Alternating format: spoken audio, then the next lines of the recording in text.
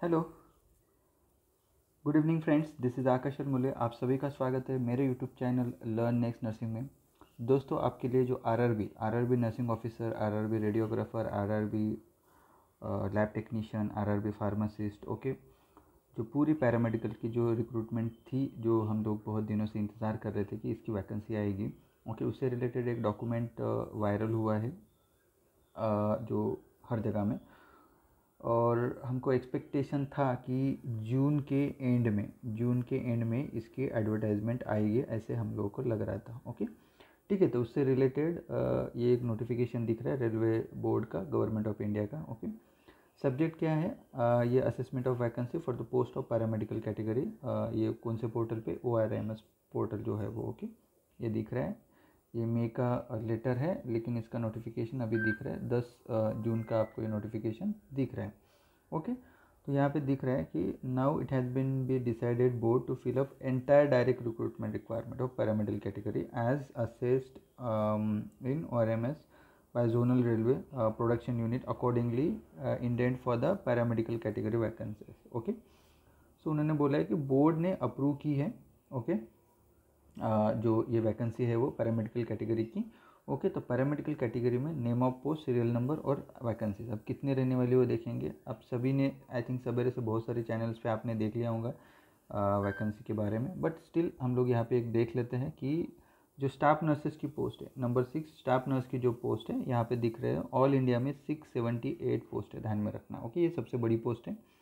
उसके बाद all India में फार्मासिस्ट ग्रेड 3 का 246 वैकेंसी। ओके, देन उसके बाद आपको जो सैनिटरी इंस्पेक्टर जो रहता है, मलेरिया एंड हेल्थ इंस्पेक्टर, उसकी 132 वैकेंसीज है।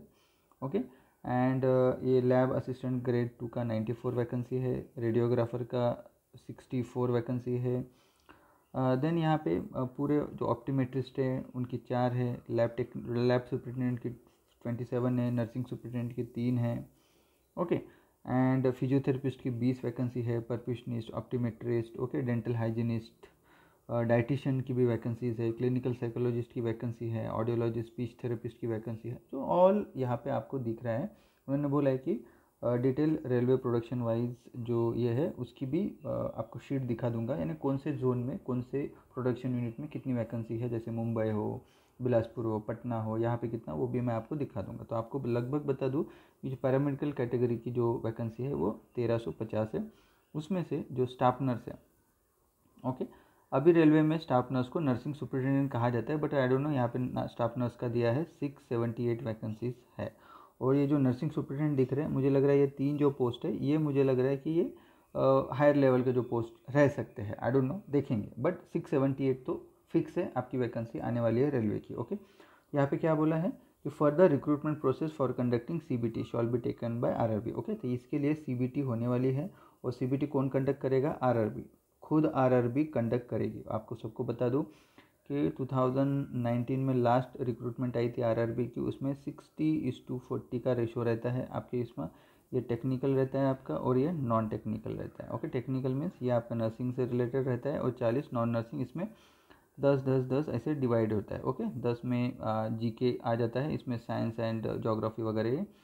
10th में ये जनरल अवेयरनेस आता है। 10th में एप्टीट्यूड एंड क्वांटिटेटिव टेक्निक्स वगैरह 10 और 20 और एप्टीट्यूड, और ये क्वांटिटेटिव टेक्निक्स अरिथमेटिक, ये पूरा ऐसे मिला के आपको 60:40 यानी 100 मार्क्स का पेपर रहता है, ध्यान में रखना। बट अभी तक देखो डिटेल एडवर्टाइजमेंट आई नहीं है, तो हम इसके ऊपर अभी कमेंट नहीं करेंगे।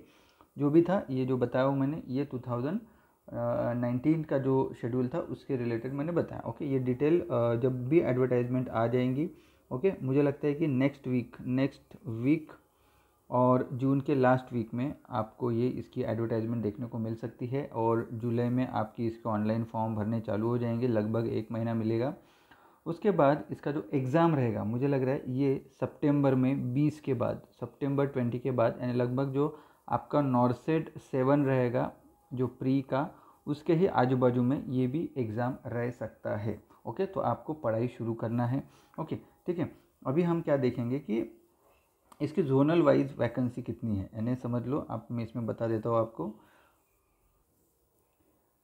यहाँ पे देख सकते हो, थोड़ा सा स्लाइड्स थोड़ा सा टिल्ट किया हूँ मैंने। ओके, तो यहाँ पे देख सकते हो ये स्टाफ नर्स का आपको पोस्ट दिख रहा है। ओके, यहाँ पे आप देखना सेंट्रल। ओके, सेंट्रल में एक बिलासपुर आता है, एक मुंबई आता है। ओके, बिलासपुर ये नागपुर की तरफ आता है, बिलासपुर टू नागपुर। ओके, तो इसमें 13 वैकेंसी चली जाती है।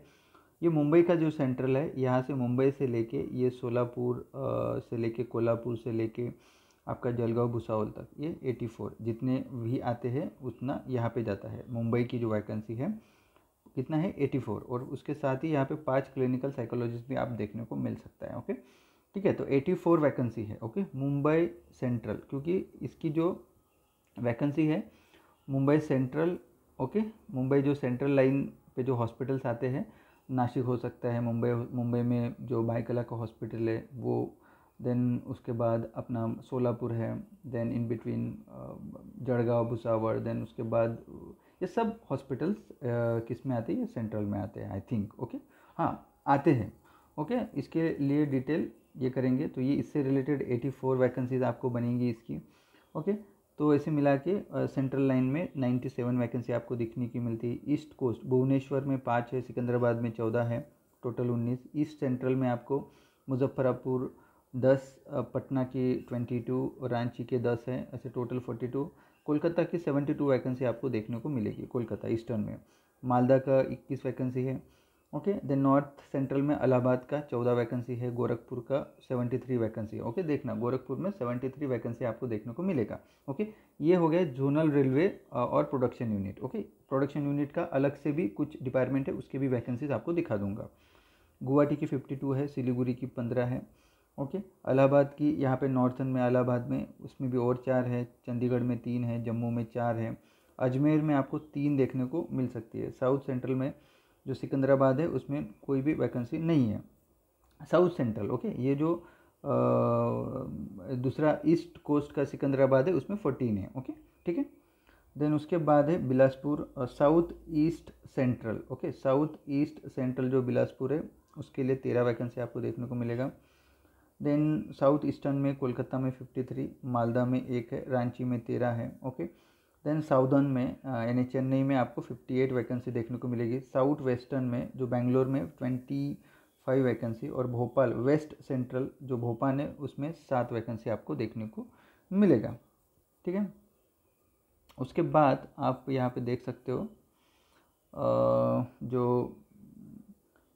हो गया। देन वेस्टर्न में इलाहाबाद में 20, और अहमदाबाद में वेस्टर्न रीजन में अहमदाबाद में 20 है, भोपाल में 11 है, और मुंबई में 49। ओके, यानी मुंबई की जो मुंबई सेंट्रल से लेके अहमदाबाद तक की जो हॉस्पिटल्स, जो भी रेलवे स्टेशन है और रेलवे से रिलेटेड जो हॉस्पिटल्स है वो सब। ओके, ये सेंट्रल। ओके, ओके, इस तरीके से हॉस्पिटल बनते हैं। ओके, ठीक है, ये अहमदाबाद, ये जलगांव भुसावल, इधर सोलापुर कोल्हापुर तक, इस तरीके से।